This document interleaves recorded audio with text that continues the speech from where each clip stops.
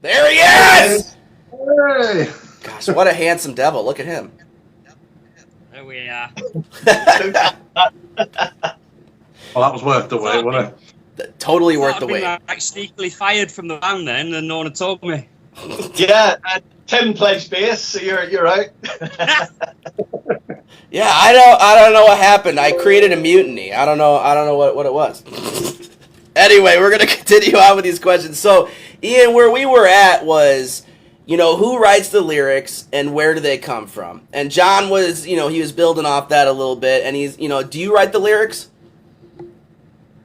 Yeah, so me and John write the songs between us, and I'll tell you exactly what happens. Is John starts a song, he writes the first verse and probably the chorus, and then he sends it to me and says, "You've got to write the second verse." Am I right, John? Yeah, I run out of inspiration. Usually I'm drunk, and I'm sitting there, so it comes from somewhere else. Well, and whatever comes to me, whatever melody and words, that's not me. That just arrives. I don't know who sends that. And then I'm like, shit, I sober up the next day and I've got half a song. So Ian finishes it. Then I'll write a medley it or a bridge. Well, fuck yeah, man. That's a nice little system. Yeah, he likes the exciting bit of starting off the first bit of the song, and then he's like, "There you go, you can do that." But no, to be honest, between the two of us, we write all the words pretty much, and that's one thing that we're quite happy with, because we'll go back to songs weeks, months after we've done them, and we'll just carry on looking at these words until we're like 100% happy with them. So I think that's something that where we actually put a lot of effort in. Hell yeah. Okay. And this is a question for the drummer. Oh shit! That's right. It must be the one with the cymbals hanging behind him. That's what it's got to be, right? Yeah. That might be the drummer. So, drummer, what is your setup on stage compared to your setup when recording? Good question. To be honest, on stage, you probably, most drummers here probably know, it's you get what you're given. So it'll be some shitty house kit with a hole in the skin and cracked cymbals and one cymbal stand, shit like that. So you just got to kind of make do. That's when the good old improvisation comes in. Yes, sir. But I usually try to keep it compact, but what I need, without going too much into detail, like a couple of crashes a ride, China cymbal, and then probably 2 or 3 toms. Okay. Recording, it really does depend on obviously what I'll be recording, but I tend to do a lot of sort of percussion stuff as well, so kind of overlaid with the actual drums as well. So I have things like darbukas, cajons, bongos, that kind of thing. Yeah. And my setup generally would be a lot bigger, just so everything's to hand. And it's just easier to record with, really. I'll have like a big sort of live setup, like an 80s kit kind of thing. Yeah, like Neil Peart, yeah. Yeah. Yeah, all right. I fuck with that. Okay, that's interesting. That's interesting because when I listen to your guys, your music, I'm pretty sure I listen to all of it, all the way through the entire. Well, everything you have on Spotify, I listen to at least. So listening to that recording, did you guys record at home? Is that like a studio you guys go to, or? Because that's pretty fucking well done. I mean, the drums are very, very clear. Because you could tell sometimes when it's in a home studio, because sometimes an artist doesn't have the money to buy fucking 12 mics to mic up the whole, drum set. So they got like one in the kick and then like a couple fucking sound ones in the room. And that's what they record off. So you can kind of tell when it's in a home studio. So where are you guys recording at? The first album was recorded at Blueprint Studios in Manchester, which is a really famous pro studio, but we weren't actually that happy with what we got off the first album, so we're in the middle of remixing and remastering that album. It's going to be re-released, so it'll be up to the standard of the second album. That track that you played is off the album Dare to Dream, and it was recorded at Volta Lab, which has got a bit of a history. Ian, you know about the background of that studio, don't you? Yes, so there's quite a few bands who've played there before. It's Stone Roses, indie rock band, like famous from Manchester, and Joy Division have recorded there as well. Okay. So it's got a bit of pedigree. And then when we got the second album, Dare to Dream, we got that back and we realised the quality, because it was a different studio, different producer.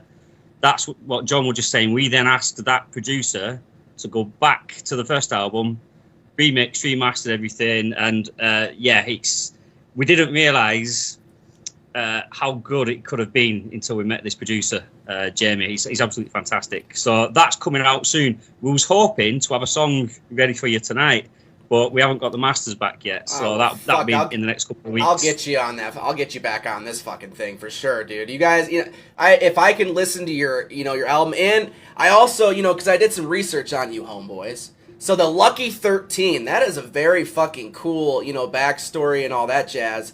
And so listening to, all your stuff, Lucky 13, can you guys elaborate a little bit on that? Yeah, so Ian and I actually met back in 2008 when we were serving in Iraq, or Iraq as you like to call it over there. Yeah. And we basically we'd be on patrol.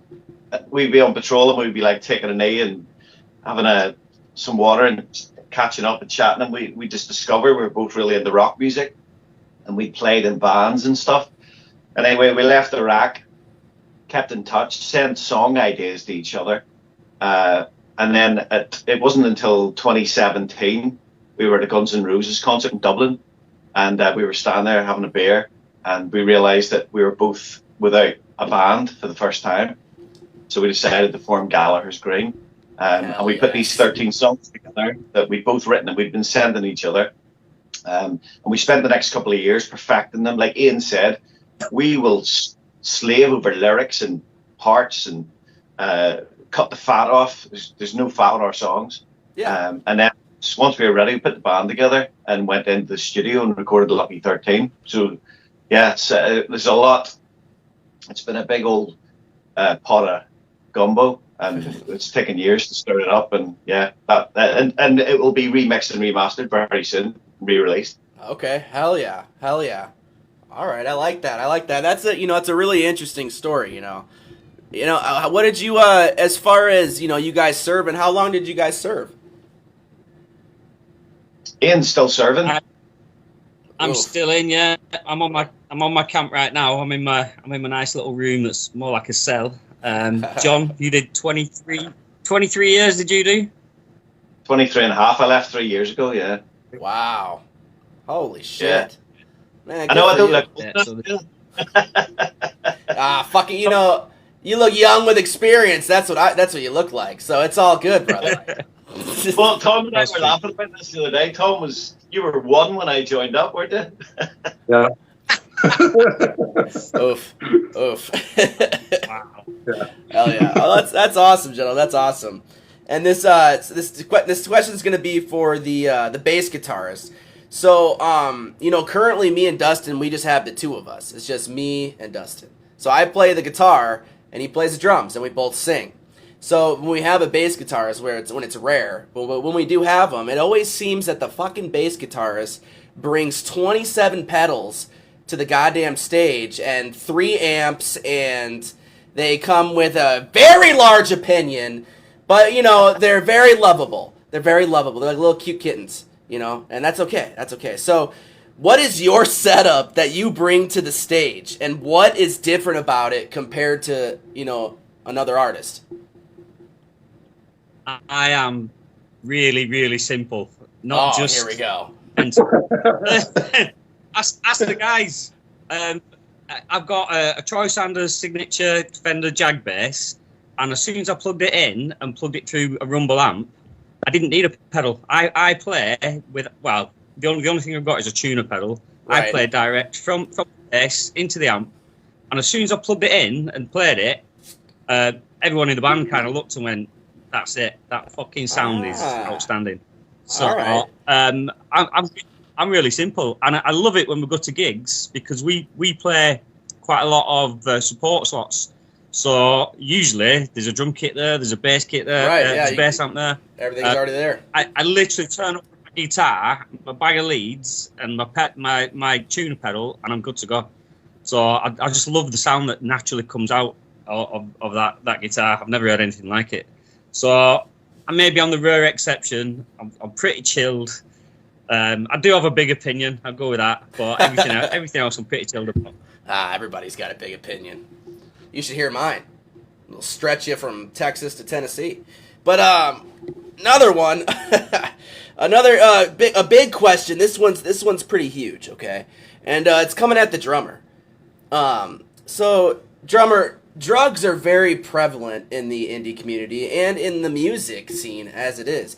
You know, a lot of people have rituals before their show. You know, my ritual, Dustin's ritual, he always does, a couple shots, gets in the zone, starts paddling his knees, whatever the fuck he does, whatever. Me, I will go backstage, find an unknown bottle and possibly an unknown substance and have some fun. And then whatever happens on stage, it's going to be a different show each time. So, with that being said, what is your ritual? And does it involve hallucinogenics or fun stuff or fun powder, fun paper? What do we got? And, don't be shy. It's okay. I'm pretty boring. Considering I'm like the youngest in the band, I guess I'm like the old man. It's partly to do with like my work and stuff as well. We get like drugs and alcohol tested, so I've got to be careful anyway. But my sort of ritual is at least a couple of pints. Yeah. Smooth things over. Yeah, usually take the piss out of Ian for ruining my rhythm section. And then, that's enough for my ego, and I'm good to go, really. Okay. All right, I like that. Very simplified. And it's okay. You can hide there. It's all right. I know there's a deep, dark side to you, Tom. Okay? I know it's there. Oh. It's there. And we might pry it open before the show is over. I don't know. 20 minutes in a room with me will make you fucking insane. I will tell you that. But, I heard this guy giggling in the background. John, what is your ritual? Well, I used to worship the Dark Lord Satan, but I kind of gave that up. Basically now, I just have a few beers. A few beers. Ian and I wrote the first two albums, sponsored by a very famous Italian beer. Oh, dear. Yeah, and the other lads used to come round and the next day and they would want to listen to the songs. And you could just see the beer bin full of bottles. But we like to have a few beers before we go on, a bit of Dutch courage, don't we? Yeah. That's our basis. So everyone gets a little twisted. Gotta have a few beers. Yeah. To get you in the zone. So everyone gets a little twisty. I like that. And when you guys got together, John and Ian, you guys got together first, and then Tom, you joined shortly after? Yeah, I joined about 2 years ago. Okay, so with that being said, when you first sat down in that drummer throne, how long did it take you guys to achieve that Gallaher's green sound? Instead of following some of your influences, which I'm sure kind of mixes in with it anyways, but you didn't copy them. So, but because you guys have your own sound. So with that being said, like, when did you guys achieve that, and how did you guys achieve it? It was pretty instantaneous, Tim. This band is the sum of its parts. Like, we all joke about egos and stuff, but honestly, we're pretty chill guys. We all we're joking about it, having a beer and just hanging out and rehearsing and writing songs and putting ideas in front of each other. And I think it was the first gig we were playing in Liverpool, and it was a venue called the Jacaranda where the Beatles used to play. They've actually got a blue plaque commemorating where John Lennon used to take a piss. True story. Oh, and yeah. that was Tom's first gig, and we'd been rehearsing, and I said to Tom, I said, "Look, mate, don't be nervous. Nobody gives a shit what you're doing. If anything goes wrong, they're going to blame me because I'm the singer." But honestly, it was so with Tom. It's so chilled, relaxed. Doesn't speed up. He doesn't slow down. He doesn't forget songs. There's no attitude. Yeah, he's Let's just a cool. not big him up too much. Let's not get his ego out of control. Now. Let's calm down. He's getting a little red face over there. He's also a horrible person. Just level it out. Yeah. And that. I agree, you know, because like there was definitely already the Gallaher's Green sound before I joined, because you know I listened to the band before I joined, obviously, but it sticks in my head very well. The first sort of, it was like my sort of audition, but it was more of a rehearsal. We just sort of started playing. It was kind of, they just asked me, go on Tom, what song do you want to play? I picked one, and it just went from there. And it was just this really good sort of chemistry between us, really. It just sort of, everything just works. Yeah. And that's especially important because we all live quite far away from each other. We only really actually get to rehearse on the day of a gig, which isn't ideal, but because we all go away and practice enough at home, when we meet up, because we're all just locked in. So when we just meet up like that, everything just works perfectly, and it's just, you know. Yeah. That's awesome. You know what I only worked out? I think it was only today, actually, John. Pretty much all of the albums have been written while me and you have been living in different countries. Wow. Yeah. Apart from a few that we were all at my old house. You was in Cyprus, I was in the UK, and now you're in Northern Ireland, I'm in England.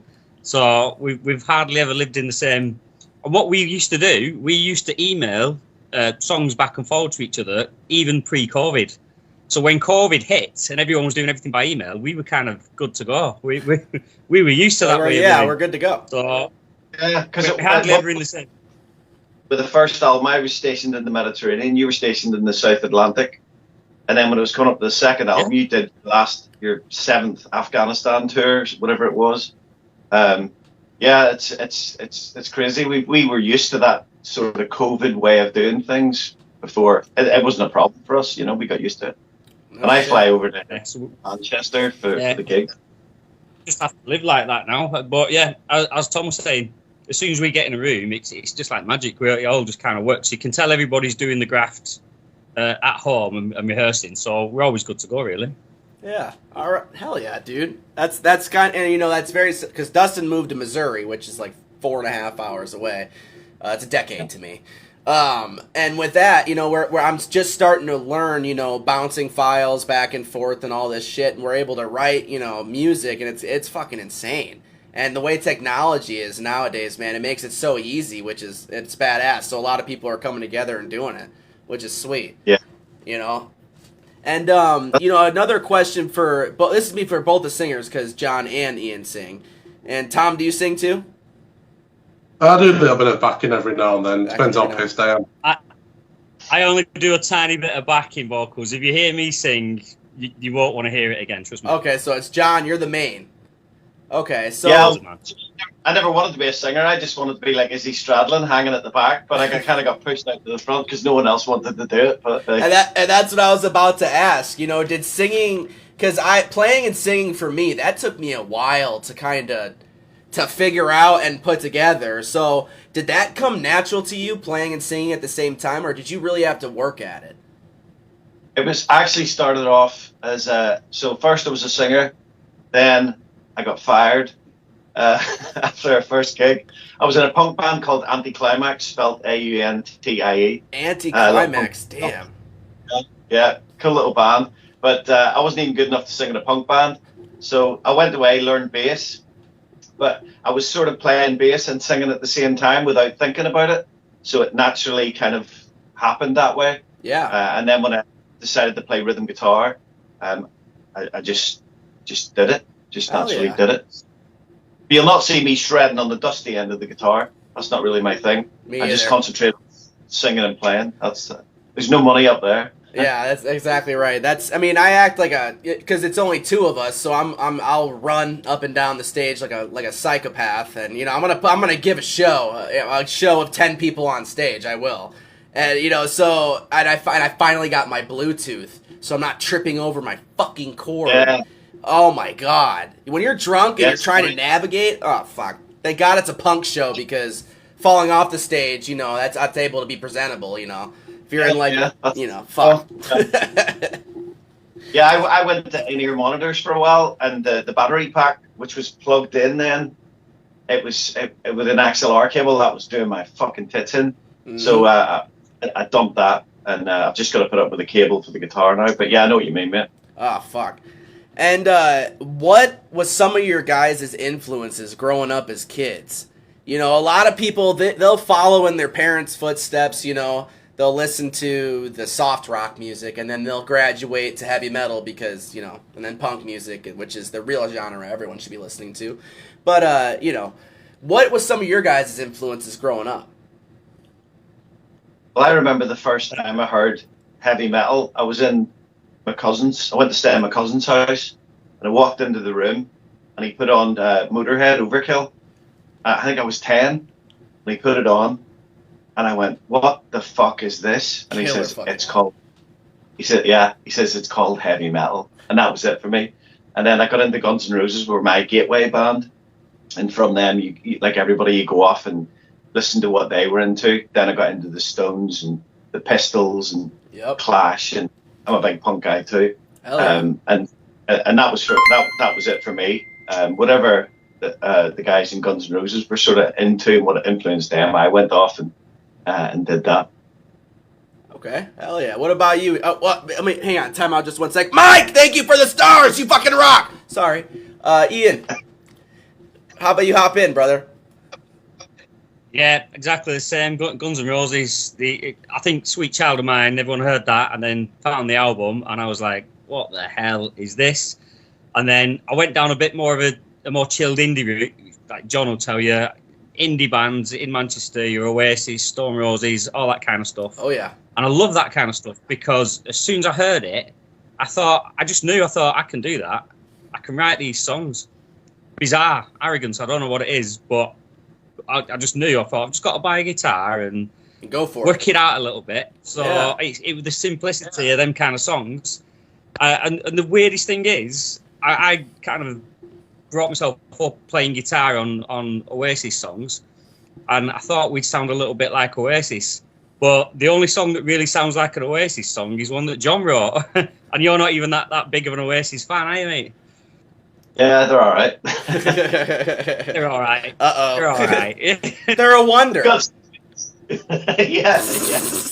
And that's funny you say that, Ian, because you've written some punky tunes that really I should have written. So it's, I don't know. Yeah, you're much, you know your punk inside out, and there's a couple of songs, well, there's one song on each album that you would call punk songs, and I wrote them. It should have been you writing them and me writing the Oasis songs, but it's weird how it works. Well, fuck it, man. But you guys made it work. Sounds great, so shit. And what about you, Tom? What's some of your influences? I see a fucking massive Queen thing there in the back. So. Yeah, that's a bit of a giveaway, I suppose, yeah. So when a lot of my music's been influenced by my parents, to be honest. I was brought up with a lot of good music. But when I started drumming in my teens, I began with like AC/DC because I just taught myself to play the drums. I loved AC/DC. And then so it was kind of a bit samey. And then I started listening to Queen a lot, and I just absolutely fell in love with it, Roger Taylor's drumming. And since then, I've I love all sorts of things like The Darkness, heavier stuff like Motorhead, Iron Maiden, that kind of thing. Oh yeah. And then weird stuff like folk rock, I like Fairport Convention, which no one's ever heard of, but it's like that's where my sort of more percussion-y kind of things come into play. I even like things like the Bee Gees. I like all sorts of shit. Just everything across the board. Yeah, I think that's quite good because we're playing. I'm not saying I can play everything. I'm definitely not saying that, but I'm influenced by a lot, so I don't just sound like a drummer. You know, hopefully, I sound like I've got a lot of influences, which I have. Yeah, but having those influences makes you just a more well-rounded musician. Because I was brought up on the like soft rock. For me, it was soft rock, and I'm gonna say it. People will be like, no, it wasn't. But Van Halen, Journey, Foreigner, those are the bands that my dad listened to. And then I found this fucking record in the garage. I dusted it off, and it had a big blue owl on it, and up top it said Rush. and at the bottom it said Fly By Night, and then I just fucking dove into it. And then rock and roll became a huge thing, and then Misfits happened, and I was like, oh, all right, it's fucking on. You know, so then and from there it went nuts. But then I graduated to punk music because you go to a heavy metal show and it's awesome. You know, people are dancing, it's fun, you know. But they're, you know, and some of them will even mosh together. It's a blast. But you go to a punk show and it is all out fucking warfare. I mean, it is just and what's great about it is it looks insane on camera, but you don't see anyone getting hurt. And if someone does get hurt, that person stops and they're like, "Hold up," you know, and they pick them up. Heavy metal concerts, dude, it's off limits. I mean, holy shit, they'll step on each other's heads, dude. There's no, you know, like a Slipknot concert. Oh my fuck, or a Mudvayne, or Godsmack. All those bands, dude, are just wild to me. They're great musicians, but the concerts are wild. And you guys, it has been an absolutely fucking killer interview with you tonight. I mean, holy shit. Thank you for bearing with me for the technical difficulties that we have every fucking show. But I have one more question. This will be an individual question for each one of you. And we will start with Ian on this one. And then we'll go to Tom. And then we'll finish up with John. All right. So, with that being said, Ian, a lot of people are going to come back and watch this video. They'll look for, you know, hints, tips, advice, or they just want to watch it for fun to lift up their spirits. So, with that being said, and I want to hear this too, and don't do a cop-out answer like saying, be yourself, and be free, and don't listen to what people say about you, and take a piss. You know, don't listen to, don't say that. You know, I want you to actually give a quality message, okay? So, with that being said, what is your message to the indie community? Oh, yeah. No, good question. Slapped on the spot. It's hard right now because great things like Spotify, you know, people can listen to our music in Japan. It's great. But the problem is everyone can get the music out there. So there's so much music. Yep. The best thing is people initially don't like what you do, you know, you don't fit in. I think that's a great thing. That means you've got your own uniqueness and, you know, stick to that kind of path. What I would say with people in the band, you've got to get people who turn up. You know, if people aren't grafters and if you're on a mission to make this happen, then even if they might even not, you know, not be Van Halen on the guitar or whatever, you know, but it matters more about the person rather than anything else. Reliability. Yeah, and lastly, the songwriting. What I found is you might be halfway through a song and think it might not be working, still finish the song. Because you'll learn how to finish a song. You know, there might be an outro that you've never even thought before. So always finish your songs, get in with the right people, and if you don't sound like anyone else, that's a good thing. Hell yeah, man. I love that. That's a great message. Great message. And Tom, what about you, brother? So I would say like the indie community is, my advice would be, if you want to see more of this kind of stuff, go back to like the old days, start going to actual real gigs. You know, like Ian said, you can get music from anywhere now for nothing. Yeah. Bands don't get any money from that music. But go and actually see and support these bands, because without that, we've got nothing really. And if you're in a band, an important thing I would say is just keep going with it. You know, we've played to a crowd that's less than the band. You know, we played to like 2 or 3 people, and it's just fucking do it. Don't just go, oh, I'm not doing this. We always say, oh, it's a free rehearsal or it's a paid rehearsal. And some of those gigs we've done, we've played absolutely brilliantly. And even if just one of those people might just go away and look us up, and then it's just that one person, that's another fan. And for the actual sort of band as well, you know, if there's someone in the band who's, you know, making it a toxic atmosphere, don't be afraid to speak up, because a band only works if you're all in it for the same thing. If one of you aren't in it, it's going to bring you all down. I agree, man. Wow, look at these messages. Well, holy shit, you guys are bringing some fire to the table. John, what do you got? Basically, what you were talking about, that punk rock ethos, and Ian is a big one for this. We'll play a gig with some band on the bill, he'll stay in touch with them, and he'll get gigs together, and then we'll all become friends, and we'll support each other. And it's not just sucking each other off, like, oh, I like your post, you listen to my Spotify. It's none of that shit. Right. It's helping each other. And like, even what's a good studio to go? I'll go to that studio, speak to this guy. Can I borrow your amp? Of course you can, mate. Helping each other out. Oh, fucking, we're stuck on this song idea. And I think, especially where we've based ourselves in Manchester, in the north of England, where everyone's really down to earth, blue collar, working class people. All the bands, most of the bands, yeah, you get your prima donnas, but most of the bands help each other out, carry each other's gear, give each other ideas, get each other on the bill. And I think if more bands did that, especially in small towns, you can get a scene going. You get a scene going, you get a buzz going, and then you'll get people all in together, and doesn't give a shit what fucking age or race or what background. You're all in it together. It's that punk rock. That's that whole punk rock mentality that Joe Strummer sort of preached to the people. I think that's what I would say. Fuck yeah, dude. Hell yeah, I agree. You know, because coming together, man, it's a lot better, and that's kind of one of the reasons why I started the show. You know, you don't really see a lot of negative commentary, you know, in the chat. And from the start, you know, I feel like I was just kind of like shoving positivity down people's throats until it kind of caught on. And then now everybody's just saying whatever they want to say, but they're not being a dick about it. You know, so if the song was bad, you know, people aren't saying, man, this song is shit. They're saying, hey, man, the recording is just a little bit off. You should turn up this and maybe turn this down and things like that. So there's nobody really calling it shit. They're just giving you ideas, like you said, to help get better.